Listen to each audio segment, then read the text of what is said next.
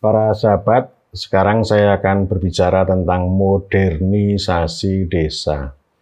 Saya kasih tanda tanya tiga ya. Ini relasi antara modernisasi dan desa.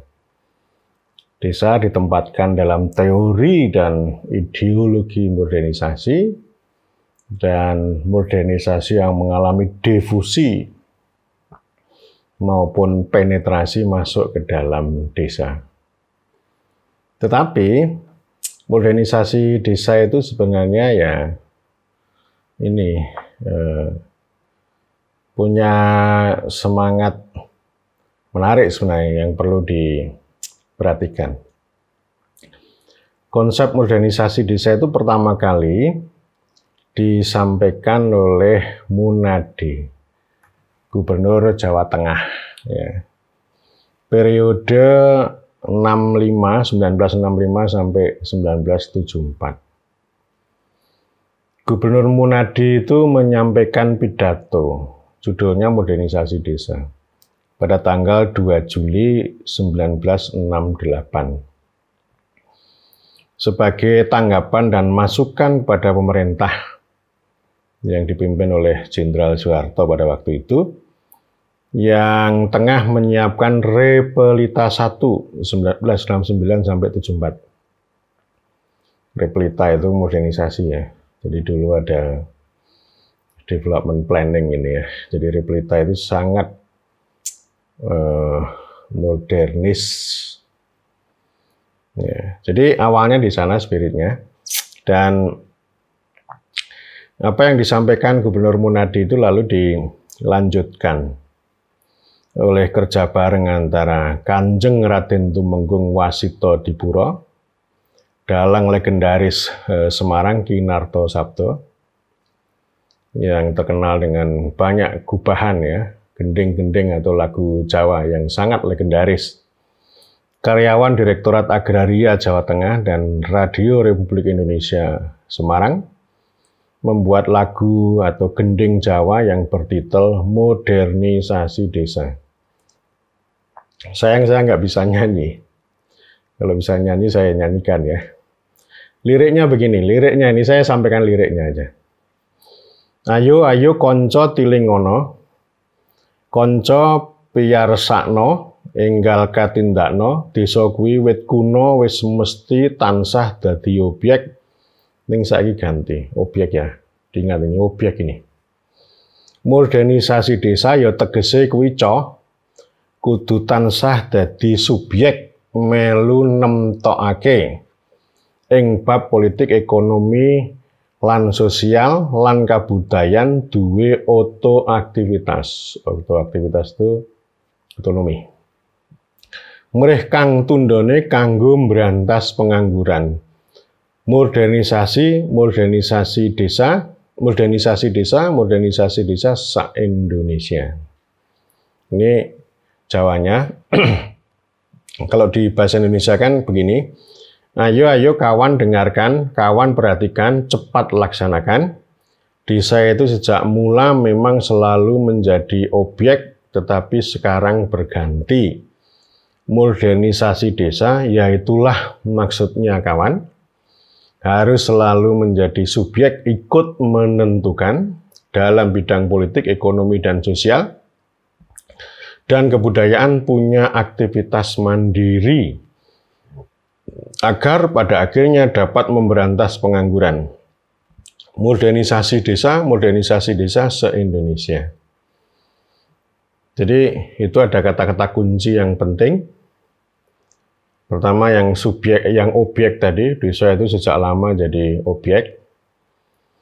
Ini jadi perhatian kalau menurut Kiai Ahmad Mukowam itu ya desa masa lalu sama masa lalu desa.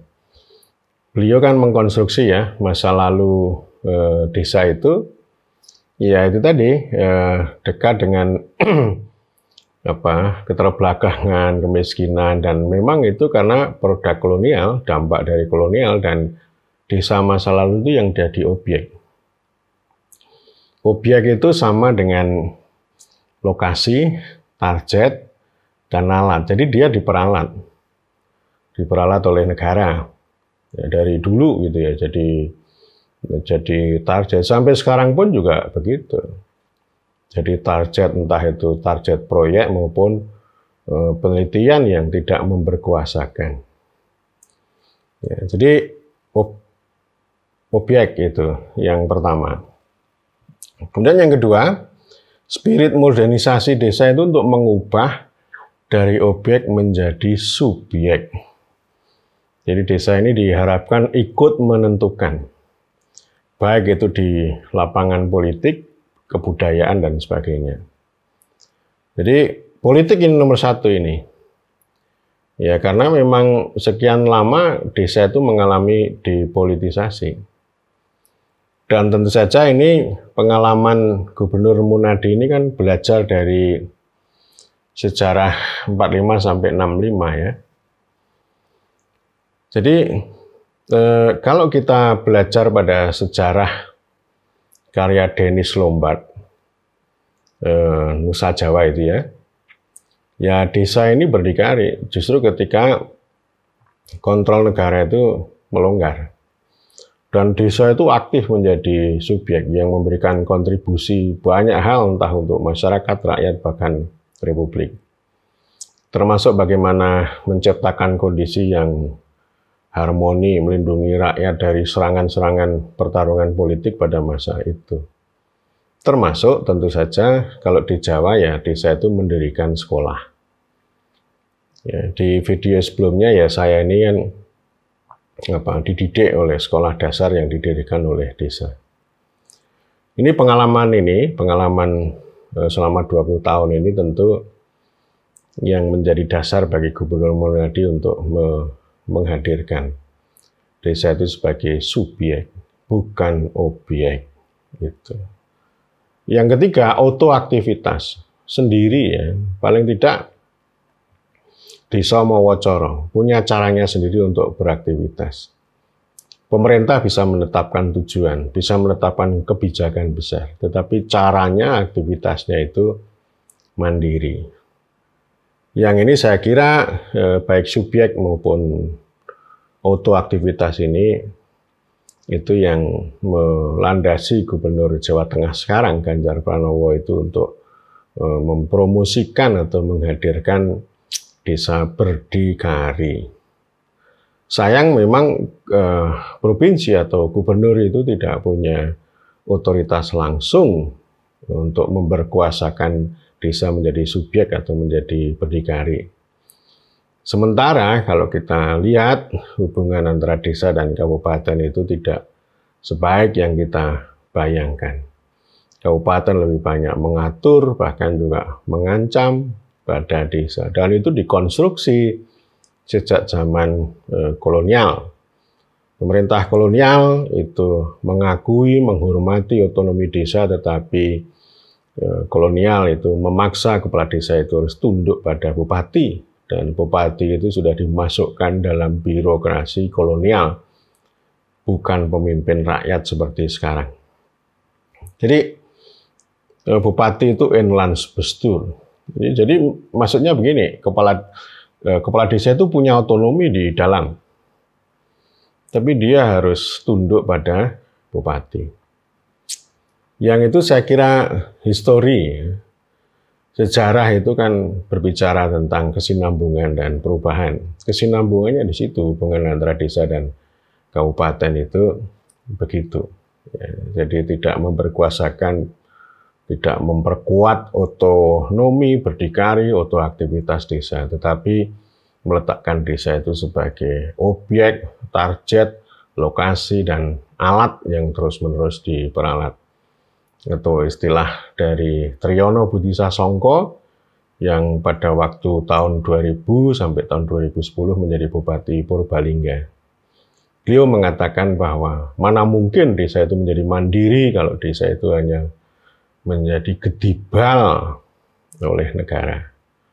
Ya, ngeri gedibal itu. Ya sama ini ya, jadi objek tadi ya. Ya ini semangatnya di situ, sehingga harapannya yang keempat ini dengan subjek itu, artinya memangkas masa lalu desa, dan desa masa lalu itu punya sumbangan terhadap ini ya, memberantas pengangguran. Memang dari dulu sampai sekarang jadi masalah pengangguran itu, sehingga orang desa itu lari ke kota. Orang kota mengambil hasil bumi dari desa dengan jalur tengkulak tentu, ya. Nah, orang desa mengais rezeki di kota. Ini paradoks yang luar biasa sampai sekarang, ya, yang tidak ditangani secara serius, hanya ditangani dengan proyek, ya. Jadi itu harapan Jawa Tengah. Tetapi pemerintah pusat, Jenderal Soeharto kan tidak punya pikiran seperti Gubernur Munardi. Jadi pembangunan desa yang kemudian diperkenalkan oleh Orde Baru, pemerintah Orde Baru itu kata lain dari modernisasi desa. Pembangunan desa itu yang meletakkan desa jadi objek, bukan sebagai subjek. Mengapa begitu? Ya tentu saja ada politik Orde Baru.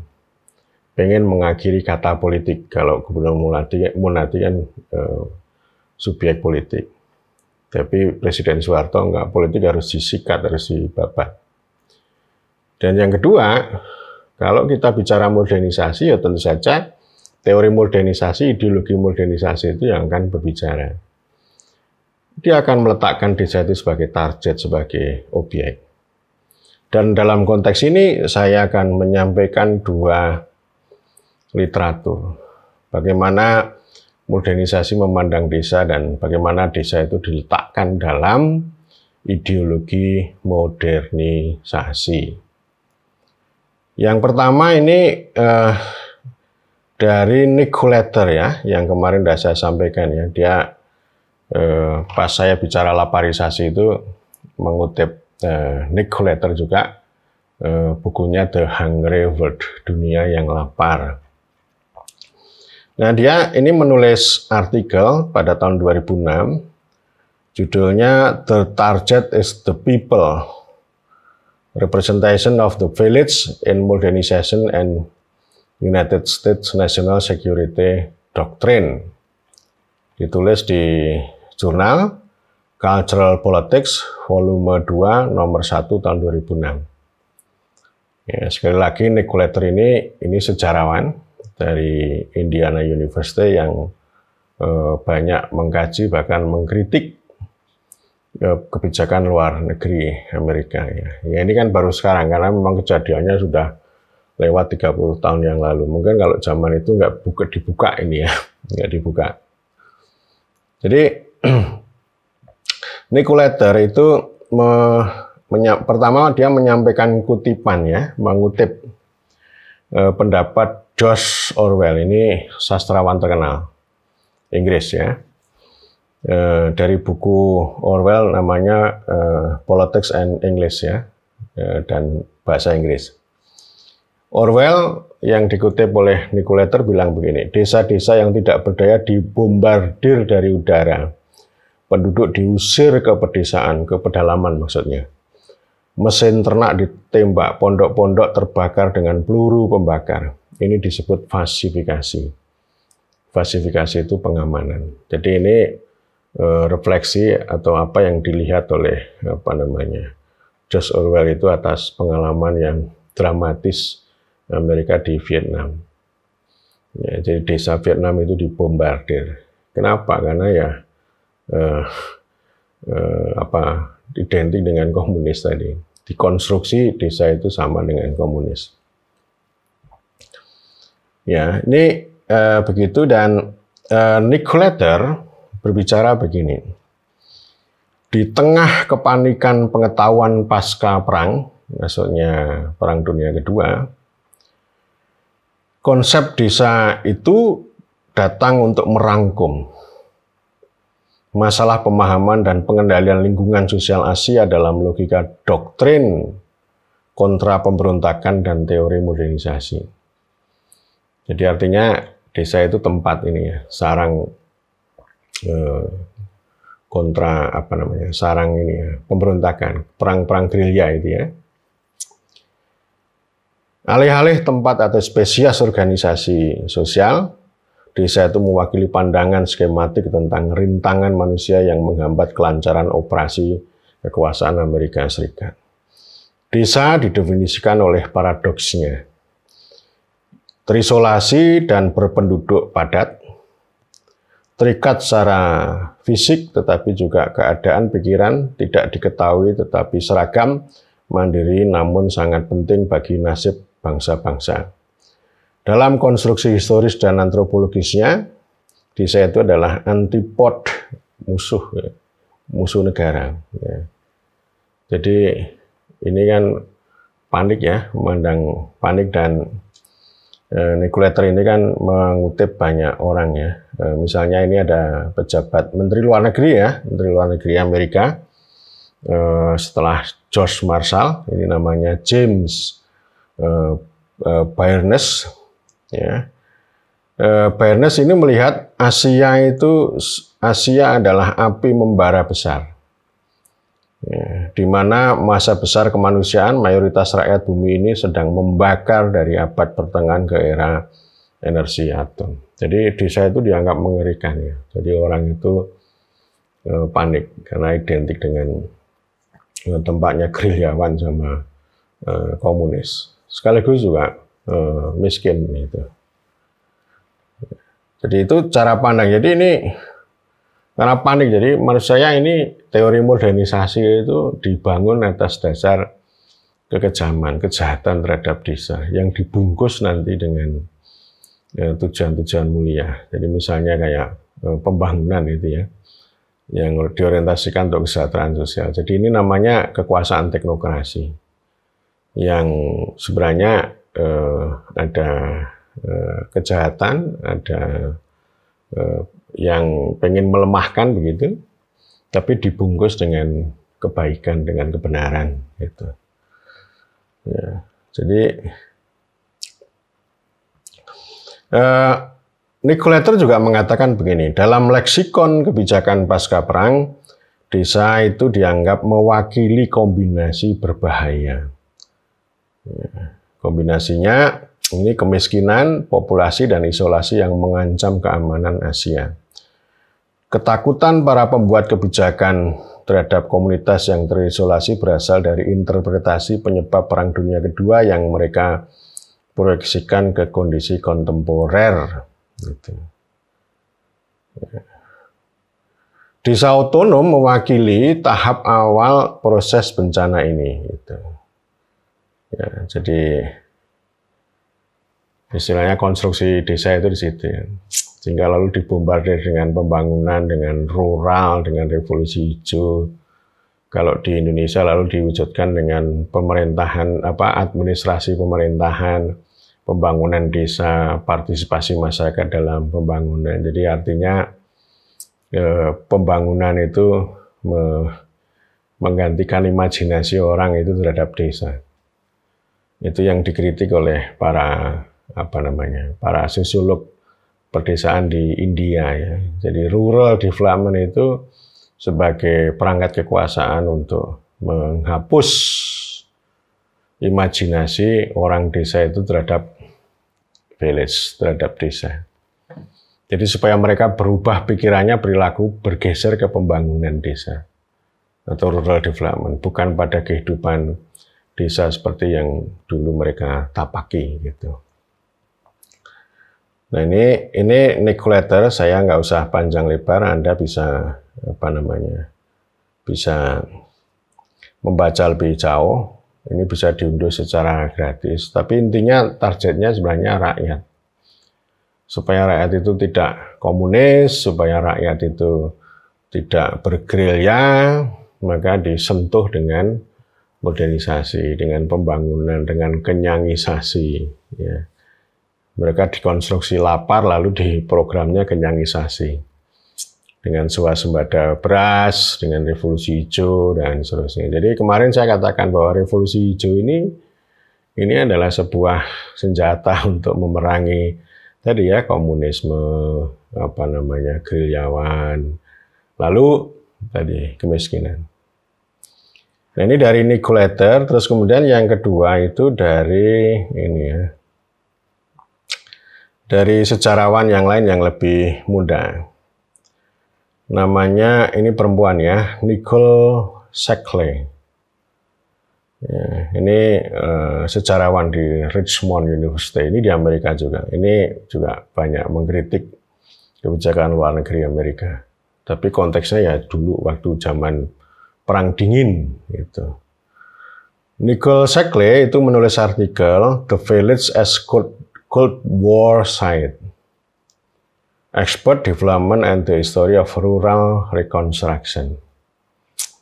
Jadi desa itu adalah sebuah situs perang dingin, ahli pembangunan dan sejarah rekonstruksi pedesaan. Termasuk di sini diuraikan mengenai community development, rural development. Ya, jadi ini konstruksi dari Eropa dan Amerika terhadap Asia terutama. Ya. Jadi mengubah dari village menjadi rural. Gitu. Nicole Shackley ini menulis artikel ini di Journal of Global History nomor 6, volume 6 nomor 3 tahun 2011. Jadi 5 tahun kemudian setelah Nick Letter ya. Ya. Ini dia bilang begini, rezim pembangunan pasca perang dan kebijakan Amerika Serikat dalam Perang Dingin masing-masing dibangun atas aspirasi dan ketakutan akan transformasi desa. Rekayasa sosial pedesaan disatukan dengan serangkaian asumsi yang saling terkait. Pertama, desa merupakan kategori keterbelakangan yang sepadan di mana kesimpulan dan praktek yang ditempa di satu tempat dapat diterapkan secara global. Kedua, orang-orang dalam kategori ini telah dibangkitkan oleh kekuatan luar untuk keinginan dan harapan baru.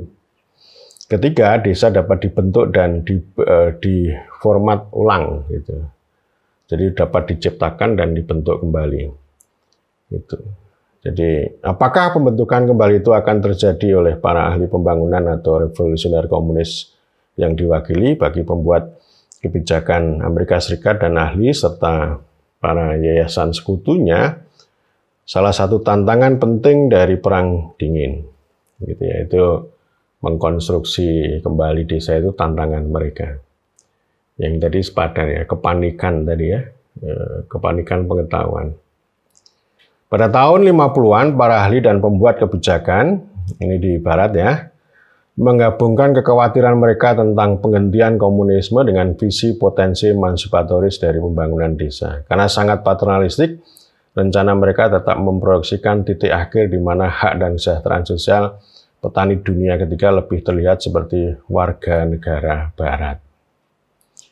Pada akhir tahun 60-an, mimpi seperti itu telah dikalahkan karena asumsi tentang rekonstruksi pedesaan diuji di lapangan. Ya, ini konsepnya dusun strategis ya, Hamlet ya, merupakan upaya untuk memisahkan petani dari komunis dan menanamkan nilai-nilai dan perilaku pembangunan dan nasionalisme dalam pengaturan yang terkendali. Ya, ini sama dengan Orde Baru. Namun pengalaman perang di Asia Tenggara menantang citra petani yang apolitis dan lunak. Bahkan ketika para pejabat Amerika Serikat dengan putus asa mengumpulkan bukti perkembangan dan kemajuan militer mereka di Vietnam. Para petani Vietnam menentang batas-batas yang dibayangkan yang dibangun oleh para elit antara penduduk desa yang tidak bersalah dan pemberontakan komunis. Resistensi petani terhadap intervensi Amerika Serikat dalam politik dunia ketiga mengungkapkan bahwa mereka jauh lebih cerdas secara politik dan kurang lentur daripada yang dibayangkan para ahli dan pembuat kebijakan. Jadi yang dibayangkan bisa ditekak-tekuk itu ternyata tidak bisa.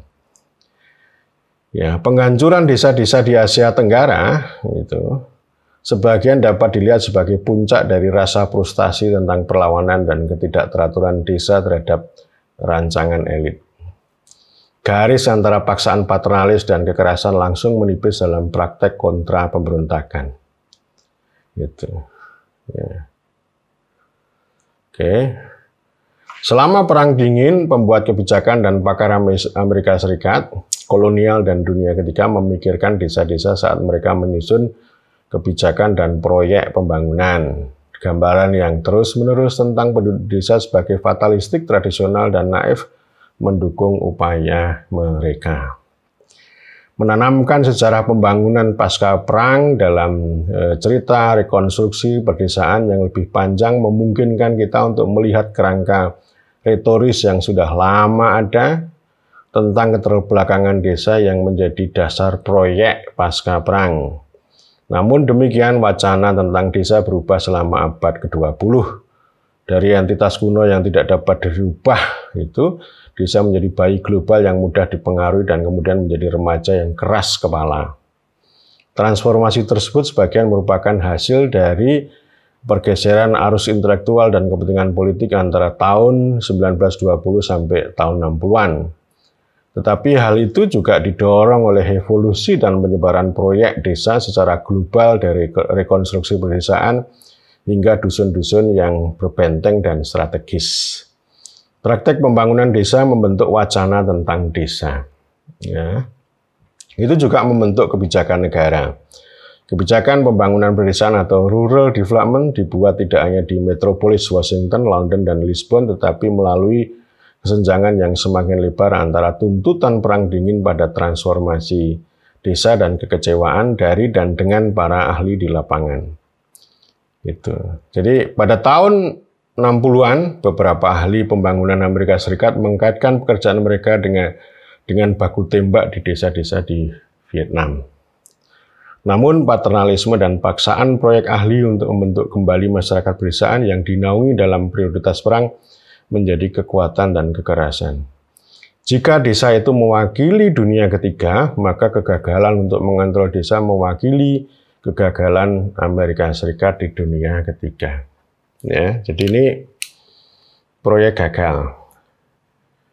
Ya, jadi artinya ya meskipun berhasil memerangi komunis dan gerilya, tetapi mentransformasikan desa kan susah. Jadi ini kan desa itu menjadi rebutan ya antara cara pandang lokal dengan kepentingan global. Jadi negara itu menjadi kompradornya itu, menjadi alatnya itu. Jadi artinya ya seperti kata Clifford Geertz ya, desa itu negara itu tidak berhasil mengintegrasikan desa kecuali menghisapnya dan tidak berhasil melakukan penetrasi kecuali menindasnya. Tapi resistensi selalu ada sampai sekarang begitu.